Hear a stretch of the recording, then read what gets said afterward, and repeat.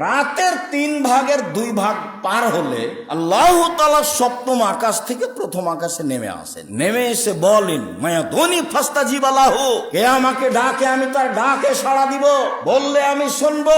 মায়া শুননি ফাতিয়াহু, কে কি চায়, যে যা চায় আমি তাকে তাই দিয়ে দিব।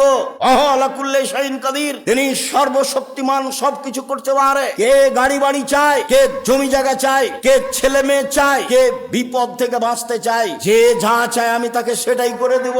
মায়াস্তাগফিরনি ফাগফিরলাহু, কে আমার কাছে ক্ষমা ভিক্ষা চাই আমি তাকে ক্ষমা করে দিব।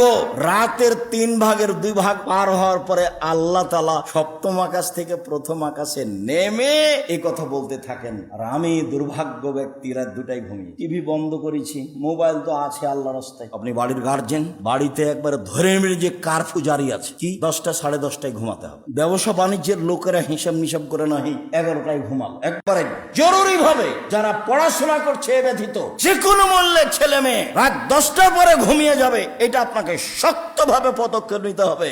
একরাহুল কালামা বাদালে শাহে, এশার সালাতের পরে আল্লাহর নবী কথা বলা ঘৃণা করতেন। একরাহুল নাওমা কাবলার শাহে, এশার সালাতের পূর্বে আল্লাহ রাসূল ঘুমিয়ে যাওয়া ঘৃণা করতেন। এশার সালাতের পূর্বে ঘুমিয়ে যাওয়া ঘৃণা করতেন, এশার সালাতের পরে কথা বলা ঘৃণা করতেন। বুখারী মুসলিম।